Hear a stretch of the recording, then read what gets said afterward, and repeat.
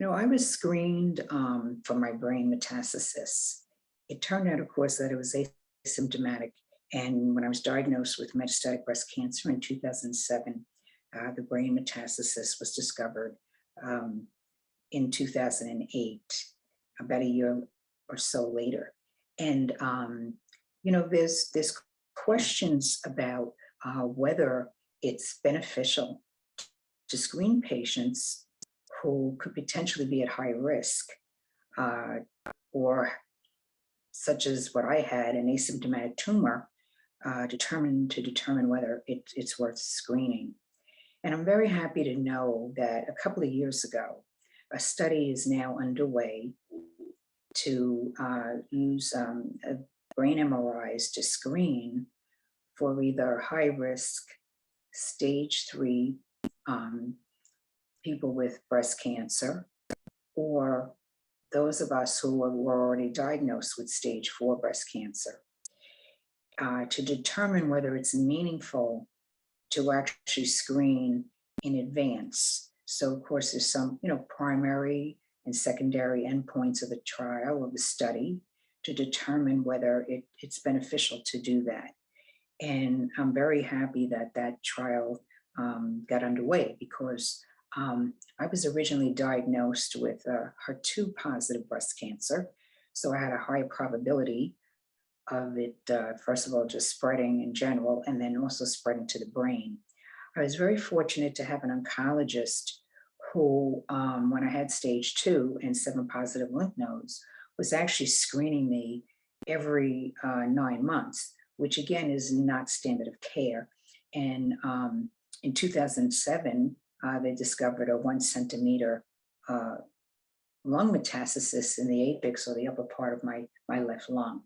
And the question was not whether it was cancer, the question was whether it was primary lung cancer or secondary or otherwise stage 4 breast cancer.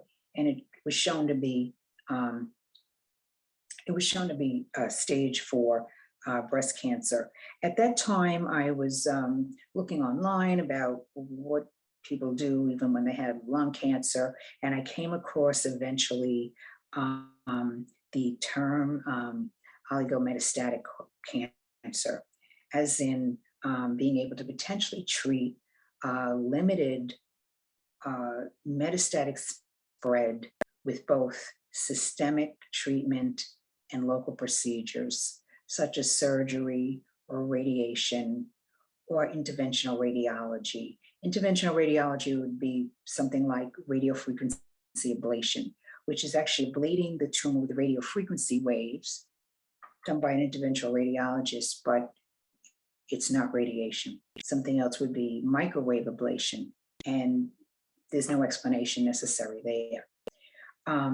So in a sense, there is this question about potentially screening up front. So I was very lucky, because unlike potentially maybe liver metastasis, where blood work might show that there's a problem, elevated liver enzymes, elevated bilirubin, there really isn't anything for the lung.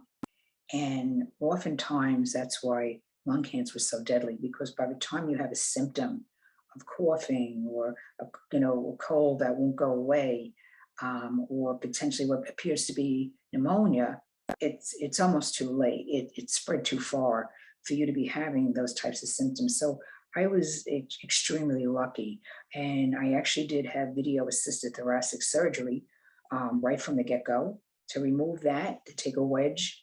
It reoccurred in 2008 in the same area, and I had radiofrequency ablation of the lung.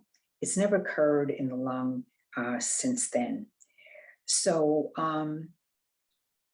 again, getting back to the standard of care for screening for a brain metastasis is this is an excellent trial to determine whether it is in fact meaningful to be screened, because some of us have a higher probability of getting a brain metastasis. Those of us with HER2 positive breast cancer, and probably is actually even somewhat a little bit higher for people who have triple negative breast cancer. So it will be very good to see whether it's meaningful to screen for that.